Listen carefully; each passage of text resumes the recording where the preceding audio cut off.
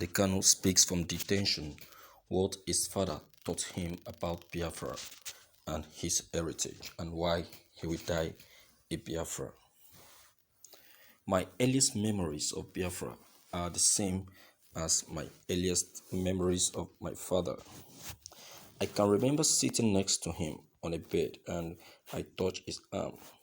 He turned to me and he said, "Can't you see your father is crying?" It was many years later that I realized he was crying because of Biafra. That was 50 years ago today. I didn't see my father crying again. He was mourning the loss of the Biafran dream. For me, and for many of the diaspora, Biafra is a presence that haunts us. It is a part of our history that is not spoken about, and yet we try to make sense of it by reading, watching, plays, and attending lectures. All of this is an attempt to understand this dream that was on the cusp of being realized and yet fell so painfully.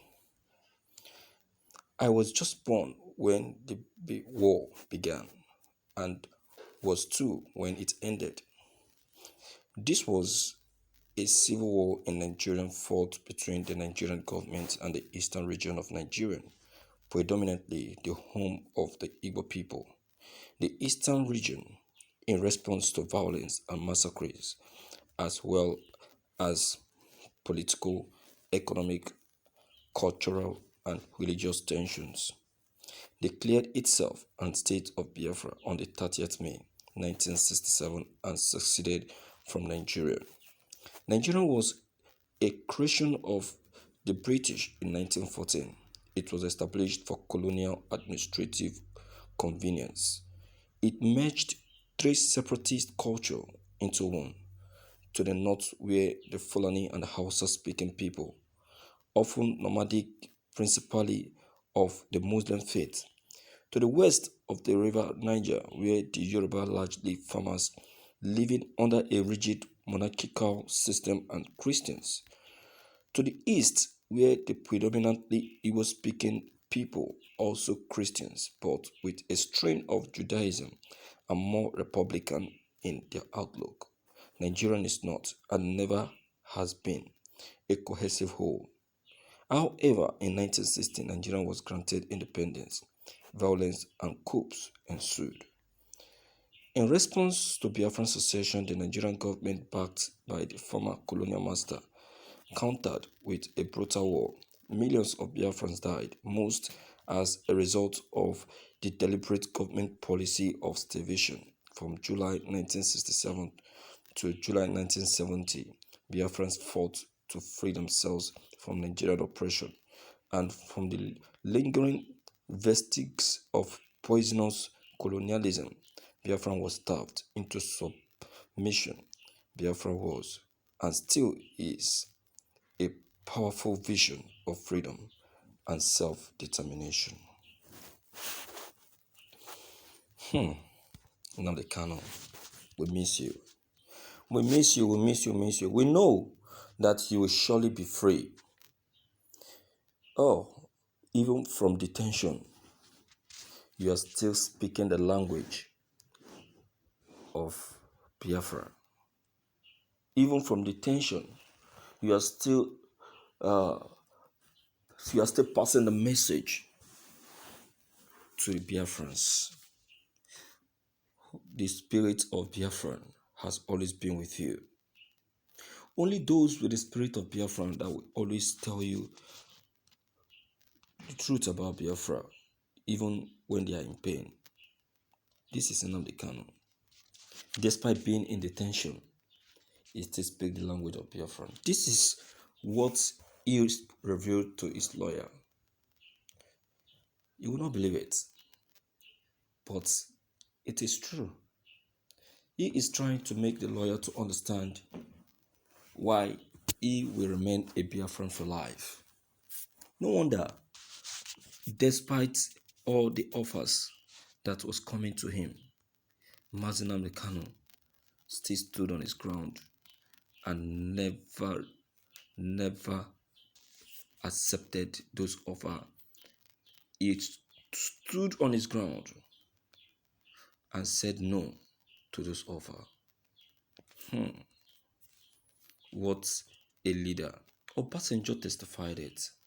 He said it that Nnamdi Kanu won my trust when he refused an offer from the federal government. A very tempting offer. A very tempting offer.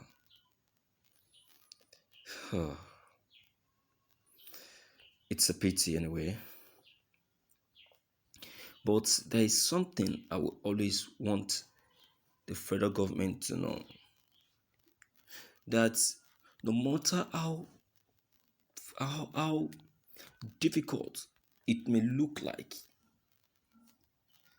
Nnamdi Kanu will still be vindicated. He is already vindicated.